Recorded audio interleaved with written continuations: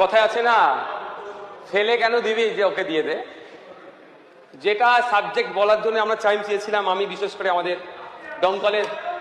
দমকলের বিধায়ক স্বাস্থ্যের উপরে বলতে চেয়েছিলাম, সময় তো সেখানে দেওয়া হয়নি। আজকে ওই ফেলে কেন দেবে, দিয়ে দাও। তারা তো মার্কেটেই নাই আজকে। গতকাল রাজ্যের মুখ্যমন্ত্রী 21শে জুলাই নিয়ে যত রকম ভণ্ডামি ছিল ফাঁস করে দিয়েছে, তারপরে কি করে 21শে জুলাই এরা পালন করছে অন্তত সেটা ভাবার বিষয়। ধন্যবাদ স্যার আমাকে উচ্চশিক্ষা বিভাগের ব্যয় বরাদ্দ প্রস্তাবের উপরে বলতে দেওয়ার জন্য। ডিমান্ড নম্বর 70 মাননীয় মন্ত্রী শ্রী জগন্নাথ চট্টোপাধ্যায় স্যারের নিয়ে আসা এই বাজেটের উপরে আমি কিছু আলোচনা করব। স্যার, এই অর্থবর্ষে 7,168 কোটি 61,18,000 টাকা বরাদ্দ করা হয়েছে, যেটা গত অর্থবর্ষের তুলনায় অবশ্যই বেশি। 2025-26 অর্থবর্ষে 6,593.58 কোটি টাকা বরাদ্দের কথা হয়েছিল। স্যার, প্রশ্ন থেকে যায়, বরাদ্দের অঙ্ক দিয়ে কিন্তু গুণগত মানের পরিবর্তন কোনোদিন হয় না। তাই প্রথমে অনুরোধ করব, যে টাকা বরাদ্দ করা হয়েছে বাজেটে রাখা হয়েছে ওর যেন সম্পূর্ণটাই খরচ করা হয়। অন্যথায় আমরা দেখেছি, বিশেষ করে পশ্চিমবাংলা দুটো পিছিয়ে পড়া জাতি, এক আদিবাসী আর এক সংখ্যালঘু মুসলিম জাতি, এদের নামে বরাদ্দের পরিমাণ ডে বাই ডে বৃদ্ধি হতো, কিন্তু খরচের সময় এন্ড অফ দ্য ইয়ার আমরা দেখতাম প্রায় 30%, 40% খরচ হতো না। আমি এক্ষেত্রে উচ্চশিক্ষার মতো একটা গুরুত্বপূর্ণ বিষয়, যে শিক্ষা ব্যবস্থাকে বিগত 15 বছরের সরকার তিলে তিলে ধ্বংস করেছে, সেই ধ্বংসপ্রাপ্ত জায়গা থেকে টেনে তুলে নিয়ে আসার জন্য অবশ্যই সময় লাগবে, কিন্তু তার নির্দিষ্ট পরিকল্পনা হওয়া তো অবশ্যই জরুরি। সাথে সাথে যে টাকা বরাদ্দ করা হচ্ছে সেটা যেন সঠিকভাবে সঠিক জায়গায় খরচ করা হয়। স্যার, আমাকে যে বিষয় আজকে বলতে দেওয়া হয়েছে শিক্ষা বিষয়ক, বিশেষ করে উচ্চশিক্ষা, বিগত 15 বছরের সরকার পশ্চিমবাংলায় যে প্রতিষ্ঠানগুলোকে ধ্বংস করেছিল তার মধ্যে অন্যতম একটা প্রতিষ্ঠান এই শিক্ষা ব্যবস্থাটাকে তারা ধ্বংস করেছিল, এবং তার প্রমাণ আজকে বিভিন্ন ইউনিভার্সিটি কলেজে আমরা দেখতে পাবো। গত কদিন আগে প্রথম সারির এক পত্রিকাতে পাবলিশ হয়েছিল কলকাতা ইউনিভার্সিটির পোস্ট গ্রাজুয়েট সাবজেক্টে অ্যাডমিশন টেস্টের যে নির্দিষ্ট টাইম দেওয়া হয়েছিল, যে এই টাইমের মধ্যে অ্যাডমিশন টেস্ট যারা দিতে চাই তারা ফর্ম ফিল আপ করবে, কিন্তু ওই নির্দিষ্ট টাইমের মধ্যে যে সংখ্যক সিট সংখ্যা ছিল তার প্রায় 30 থেকে 40% পূরণ হয়নি। ফলে বাধ্য হয়ে কলকাতা বিশ্ববিদ্যালয়ের কর্তৃপক্ষ আবার একটা ডেট এক্সটেন্ড করছে। কিন্তু একটা সময় ছিল কলকাতা বিশ্ববিদ্যালয় থেকে শুরু করে বিভিন্ন কলেজে বিশ্ববিদ্যালয়ে অ্যাডমিশন নেওয়ার জন্য তাড়াহুড়ো হতো, কে অ্যাডমিশন পাবে কি পাবে না। আমি ওখানে সায়েন্স নিয়ে পাবো, আর্টস বা কমার্স, যে কোনো সাবজেক্টই হোক না কেন, ওখানে আমি আমার মেরিট লিস্টে নাম আসবে কি আসবে না এটা নিয়ে কম্পিটিশন হতো। আর এখন ডেটকে এক্সটেন্ড করতে হচ্ছে, যে নতুন করে আমরা আবার ডেট দিচ্ছি, তোমরা কেউ যদি অ্যাডমিশন নিতে চাও আসো আমার কাছে অ্যাডমিশন নাও। মানে এই যে দুরবস্থা তৈরি করেছে 15 বছর ধরে, এর খেসারত আজকে আমাদের বাংলার যুব সমাজকেও দিতে হচ্ছে। কলেজ, বিগত দিনে কলেজের মতো প্রতিষ্ঠান, ইউনিভার্সিটির মতো প্রতিষ্ঠানে কোনো ধরনেরই নির্বাচন ছিল না। আমরা যারা এখানে আসছে, আমাদের আগে আমাদের বক্তা বলছিলেন, আমাদের গোপাল চট্টোপাধ্যায় বাবু বলছিলেন একটা তার অভিজ্ঞতার কথা। সেই সময়ও ভোটাভুটি হতো, কম্পিটিশন হতো ছাত্র সংসদ নির্বাচনের জন্য, কিন্তু এখন সেই ছাত্র সংসদ নির্বাচন তুলে দিয়ে বিগত 15 বছর ধরে একচেটিয়া শিক্ষা প্রতিষ্ঠানগুলোকে বকলমে পার্টি অফিস বানিয়ে রেখেছিল। সরকার পরিবর্তনের পরে বেশ কিছু শিক্ষা প্রতিষ্ঠানে আমরা দেখলাম, যেটা কলকাতার নামি দামি কলেজেও গিয়ে দেখলাম, সেখানে কিভাবে শিক্ষা প্রতিষ্ঠানের ছাদে রুমকে তারা তাদের বেডরুম বানিয়ে, এবং সে সমস্ত প্রতিষ্ঠানগুলোর মধ্যে কি ধরনের অরাজকতা করতো। আমি নতুন করে হাউজে আর সেই শব্দগুলো এখানে আনছি না। স্যার, বিগত 15 বছর আমরা দেখেছি পরিচালন কমিটির ক্ষেত্রে, আমি আমার ভাঙড় বিধানসভার কথা বলি, আমি বিধায়ক হিসাবেও সেই পরিচালন কমিটিতে আমি স্থান পাইনি বলে এটা আমার দুঃখের বিষয় নয়, কিন্তু এমন জায়গায় দেখা গিয়েছে যার সাথে দূর দূরান্ত থেকে কোনোভাবেই শিক্ষার কোনো সম্পর্ক নাই, সেই ধরনের ব্যক্তিদেরকে নিয়ে কলেজের মাথায়, ইউনিভার্সিটির মাথায় বসিয়ে দিচ্ছে। স্যার, আপনার শুনলে অবাক হবেন, আপনার মাধ্যমে আমি হাউজে জানাতে চাই, সে এখন অবশ্য জেলের মধ্যে আছে, আলিয়া বিশ্ববিদ্যালয় সংখ্যালঘুদের স্বপ্নের প্রতিষ্ঠান, সেই বিশ্ববিদ্যালয়ের সর্বোচ্চ কমিটির মধ্যে একজন নটোরিয়াস ক্রিমিনালকে বিগত সরকার বসিয়ে দিয়েছে। তাই আমি আশা করব পরিচালন কমিটির ক্ষেত্রে নিয়ম নির্দেশিকা নির্দিষ্ট করা হোক যে কারা ইউনিভার্সিটি, কারা কলেজে পরিচালন কমিটির অন্তর্ভুক্ত হতে পারবে, তাদেরও শিক্ষাগত যোগ্যতা কি থাকা প্রয়োজন, সেটাও খুব সঠিকভাবে যাতে মূল্যায়ন হয়, সঠিকভাবে যাতে দেখভাল হয়, তারও ব্যবস্থা করা দরকার। স্যার, আমরা বিগত 15 বছরের কথা একটু এই জন্যই চর্চা করছি, কারণ আমিও শিক্ষিত, আমিও ডিগ্রি অর্জন করেছি। আমার সাথে যারা ডিগ্রি অর্জন করেছে তারাও প্রতিনিয়ত আমার সাথে যোগাযোগ রাখে, তাদের ক্ষোভের কথাটা আজকে আমি এখানে তুলে ধরছি। স্যার, শিক্ষিত বেকার যুবকদের চাকরির কোনো দিশা ছিল না, আর যদি অল্প কিছু চাকরি হয়েছিল তা এত দুর্নীতি করতে সুপ্রিম কোর্ট পর্যন্ত পৌঁছে গিয়েছে। স্যার, এখন কলেজে গেস্ট লেকচারারদেরকে দিয়ে কলেজের কাজ মিটিয়ে নেওয়া হচ্ছে, বা অন্যান্য ক্ষেত্রে যে কর্মচারী আছে গ্রুপ ডি থেকে শুরু করে গ্রুপ এ, যেখানেই বলুন না কেন, কন্ট্রাকচুয়ালের মাধ্যমে চালাচ্ছে। ফলে সে সমস্ত জায়গাতে সেইগুলোকে ফুল টাইম যাতে করা যায়, এবং গেস্ট লেকচারার যারা আছেন সমকাজের সমবেতনের কথা স্যার বললেন, আগে এক বক্তা বললেন, আমিও সহমত যে সুপ্রিম কোর্টের যে গাইডলাইন আছে সমকাজের সমবেতনের ব্যবস্থা তাদের করা দরকার। স্যার, সাথে সাথে স্যাক্ট নিয়ে যে সমস্যা, তাদের বিভিন্ন ক্ষেত্রে তাদের সমস্যার সম্মুখীন হতে হচ্ছে।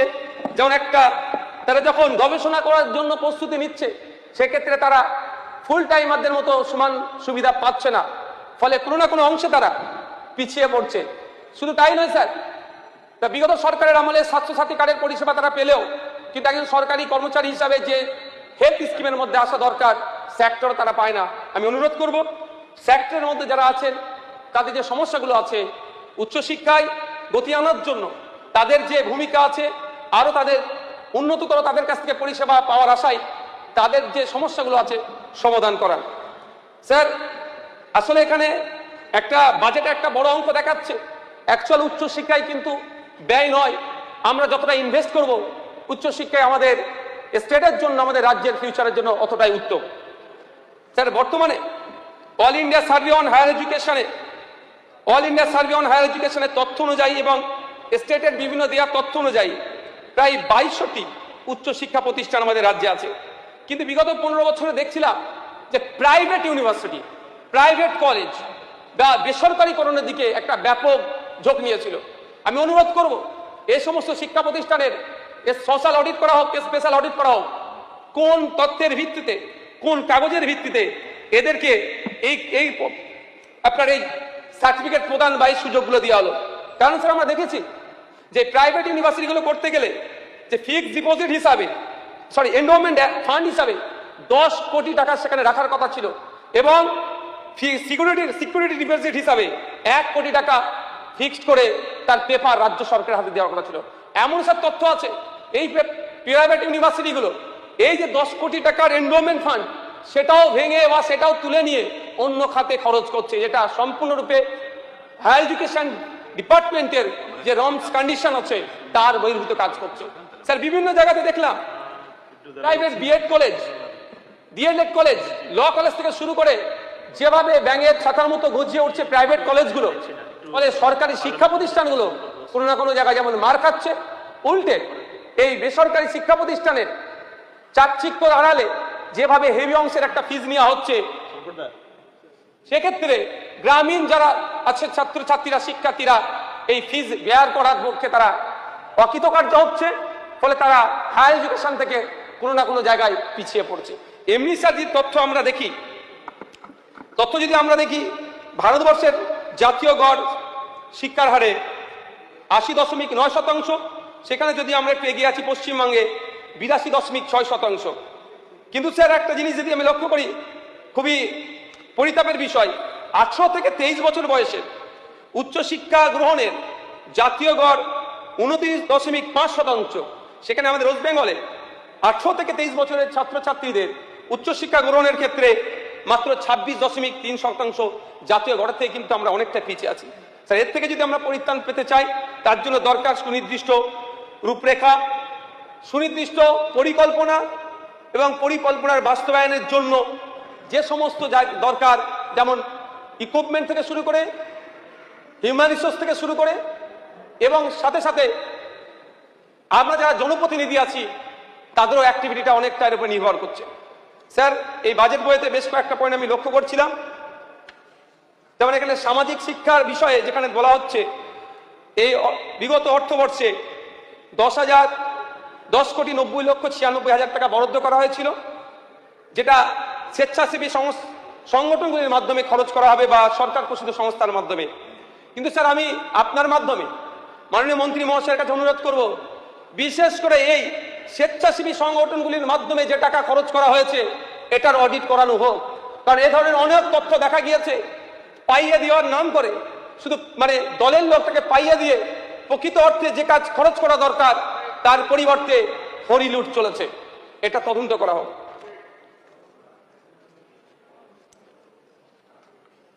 স্যার, স্টুডেন্ট ক্রেডিট কার্ড প্রকল্পের কথা আমরা পূর্বেকার বক্তারা চর্চা করেছে। আমিও গ্রাম থেকে এসেছি, গ্রামীণ সমস্যা এটা একদম, যে কোনো রকম জামানত ছাড়াই সর্বোচ্চ 10 লক্ষ টাকা একজন ছাত্র শিক্ষা ঋণ হিসাবে পেতে পারে।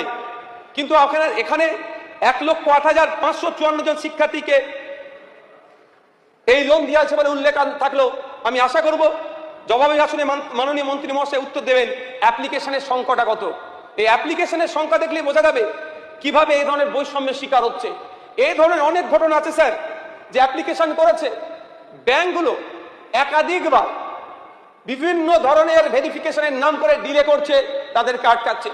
আমার তো মনে হয় এই সমস্যার সুরাহার জন্য উচ্চশিক্ষা দপ্তরের একটা নির্দিষ্ট গাইডলাইন করে দেওয়া দরকার, অথবা যারা যেই ব্যাংকগুলো সরাসরি ঋণ দিতে প্রস্তুত, ওই ঘুরানো টাইম কিল করা বাদ দিয়ে তাদের কয়েকটি ব্যাংকে দরকার লাগলে সে পলিসি তৈরি করে নির্দিষ্ট করে দেওয়া দরকার, অন্তত যারা অ্যাপ্লাই করছে ঋণ নেওয়ার জন্য শিক্ষা ঋণ তারা সহজেই যাতে পেতে পারে।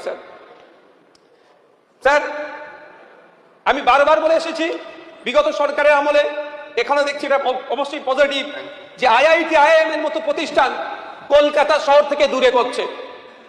অবশ্যই সবটাই যেন আমরা দেখছি কলকাতা কেন্দ্রিক হয়ে উঠছে। সে শিক্ষা পরিষেবা নিতে, স্বাস্থ্য পরিষেবা নিতে হলেও আমাদের গ্রামগঞ্জ থেকে কলকাতামুখী হতে হচ্ছে।